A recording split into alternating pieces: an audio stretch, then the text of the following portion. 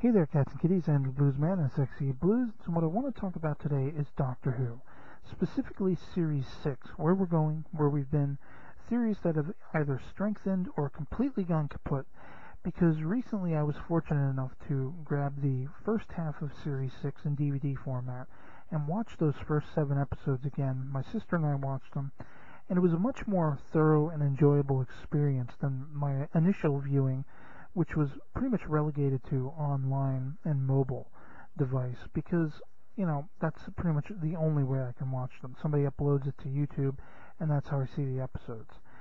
In the case of The Curse of the Black Spot, which was one of the first half of the series episodes, I did not actually get to see the full episode, so I really didn't have much to say on it, other than like a short thoughts video about some of what I did see.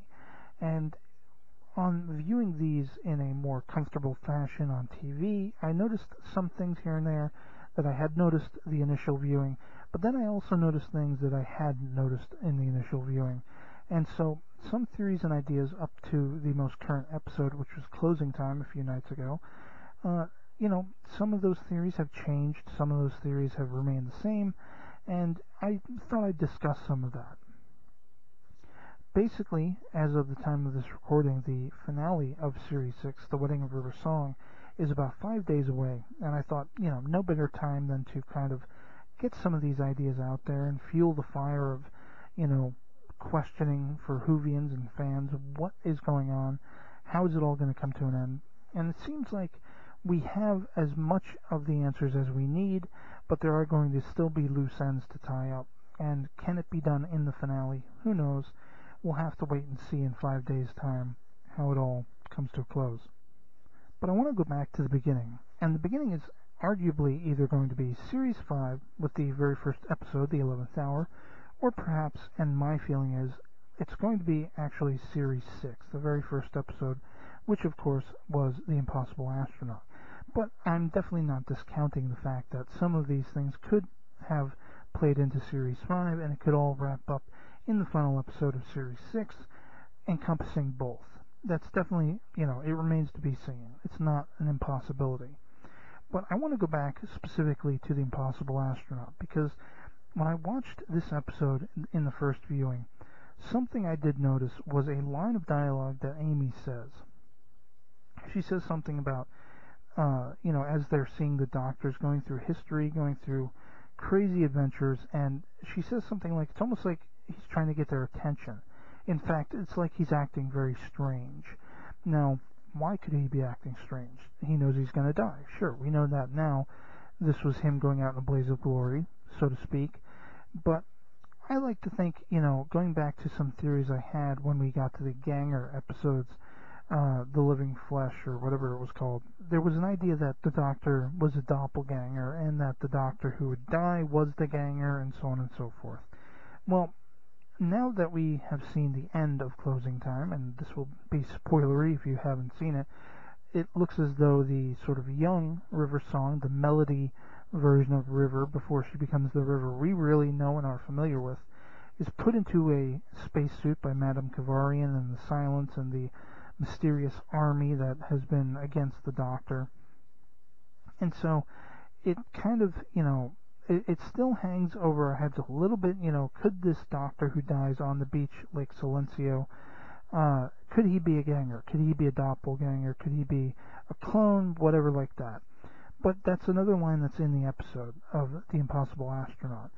Amy asks these questions, and it seems very blatant to me from a writer's perspective that you don't put that in if that's going to be the follow-through. You're putting that in to get it out of the way, to get it out of the mind of the viewer. And so it would be too obvious for the Doctor, who meets his end, not being the genuine article. And with the way the story has ramped up all the way to Closing Time, it definitely seems like the Doctor is preparing for his own demise. Another thing I noticed about The Impossible Astronaut, and I actually did mention this, although I have a little bit of a different idea on it now, the movie playing on Amy and Rory's TV in the early portion of The Impossible Astronaut is a Laurel and Hardy classic called Flying Deuces, my personal favorite. although I really like Pack Up Your Troubles too, but that's a whole different thing. Flying Deuces is an interesting title because the Doctor essentially flies around the universe in his TARDIS. Deuces suggests more than one. And, of course, we have this theory of multiple Doctors. We have this theory of multiple timelines. And I think it's very interesting that, I think it's a little more than a coincidence that Flying Deuces is the movie that happens to be on the TV. With, of course, the Doctor wearing his fez and showing off. And just, causing havoc through time. Noticeable havoc, as it were. As the seeming timelines begin to crunch. Also, in the episode The Impossible Astronaut, there's a point where he says, "I've been running all my life, and it's time to stop." This is when he's called together Amy, Rory, and River in America. And going back to the original Ganger theories I had, I began to wonder if this was a very young Doctor. Even though he does say, "I'm 1100 years old," something like that, I began to wonder, could this be a Ganger clone of the Doctor who's, say for example, only been alive for 1100 hours? And it's the real Doctor who's chasing him through time. But, getting into some of the things we've seen in the more recent episodes, it seems like that's a less likely avenue. Still possible, but not necessarily that likely. Another point about the episode is Amy sees a silence on Lake Silencio, which is interesting. Lake Silencio, silence. We've noticed that since the beginning, of course, but what happened exactly between the time that the Doctor's killed, their picnic, and seeing the silence? Was that when Amy was, taken out, kidnapped, and a Ganger version of her put in there? It suggested that it happened just before they got to America, but it seems strange to me that the silence would not once, but seemingly twice, get the attention of Amy, and even go so far as to kidnap a clone of her, a Ganger clone of her. What would the purpose of that have been? It just seems very strange that they would be there and they would recognize her and, they would kidnap her Ganger double. That doesn't make sense to me. So one of those encounters must have been when they, in fact, did kidnap her. There's also a line, getting back to the Ganger theme, in the Ganger episodes, The Almost People, I believe, at the very end, where the Doctor says something to his Ganger double about being invited to his death or something like that. And it's a very off-the-cuff remark, and you have to really be paying attention to catch it, because it's almost imperceptible the way Matt Smith delivers the line. But if you catch the line, it's very intriguing to learn that the Doctor knows what his fate is.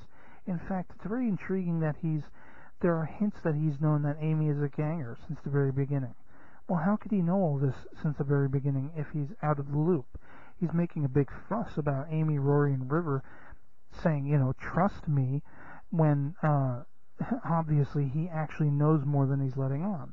Well, how much more does he know? He seems to know Amy is a Ganger. He seems to be following, because there's a line either in The Impossible Astronaut or The Day of the Moon where, and it's another very off-the-cuff line, when they're in the White House, in the Oval Office, and the Doctor says, "There's a lead I'm following." He doesn't follow what he's saying with anything noticeable.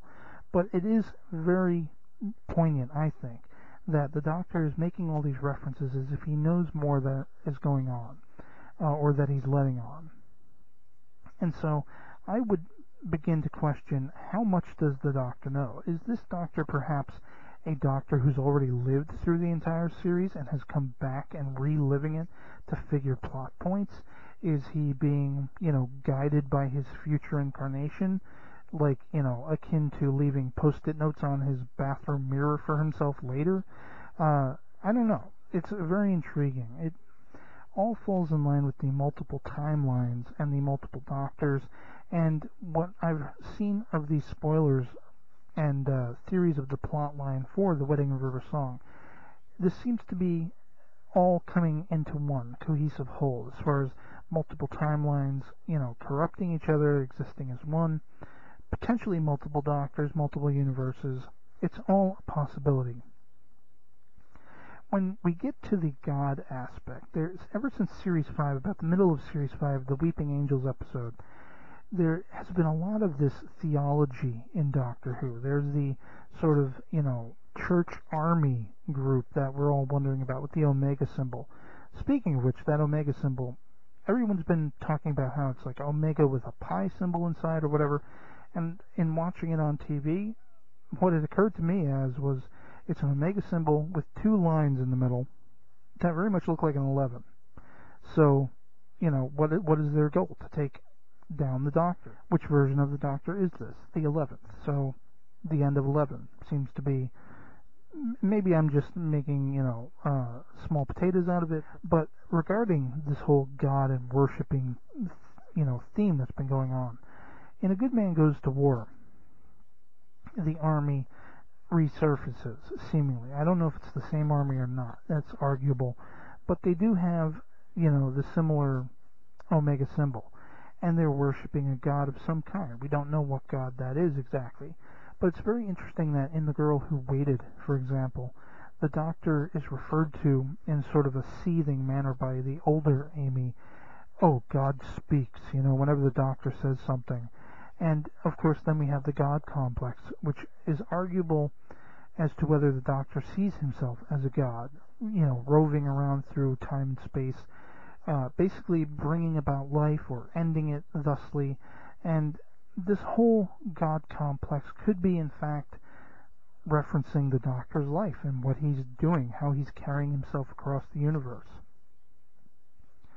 Also, I'd like to mention that in The Girl Who Waited, the Doctor says if they know their future, anyone can break predestiny, especially if they're unpredictable. And this is a very interesting idea, because essentially it seems to me, and I've said this before, I believe, that because he knows, or he seems to know what his fate is, he's kind of planning for it, or he's looking for a way out of it. And, that'll all come to a head sooner rather than later. In the episode, The God Complex, there's a little thing about how Rory is speaking in the past tense. And at first, when I noticed people were taking notice of this, I started thinking, well, maybe there is something to it. Maybe there is something to Rory. But, in fact, in going over it again, I actually think it was only meant to serve as a way of the Doctor saying, we are going to get out of this, Rory. You don't have to talk like it's all over for us. That type of thing. I don't really think it actually plays into Rory being anything other than Rory. Maybe I'm wrong, but he just seems like an average cat. So we'll see where that goes. But what I really want to get to is the last couple episodes and what we're building up to with the wedding of River Song. Specifically, in some of these spoilery images, and if you haven't seen them, you don't want to hear this. But in some of the spoilery images, we've had everyone wearing an eye patch.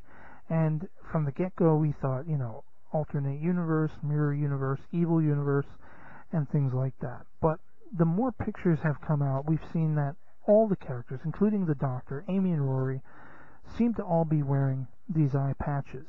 And the most recent theory I've had is this must be a way of counteracting the silence's, forget me effect, perhaps.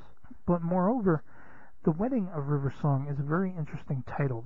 There's something interesting with the titles in these latest series. We have the Doctor's wife, for example.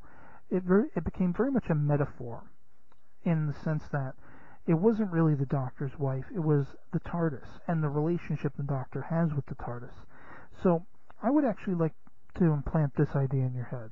But what if the Wedding of River Song is actually a marriage, so to speak, of the two versions of River Song? Because when it comes right down to it, two versions of River Song is just as dangerous as two versions of the Doctor existing at the same time. And there's even a clip that Stephen Moffat himself says it's a time travel show, there will be two rivers on the beach. Well, what if the marriage of River Song has nothing to do with her, like matrimony, marrying the Doctor, any of these things which have been the most popular theories? I really want to put forth the idea that the Wedding of River Song could be, in fact, the marriage of multiple versions of River Song. She is a time lady after all. And, we have seen grander convergences in the past. And, again, thus making the title The Wedding of River Song perhaps meaning something other than what we initially thought.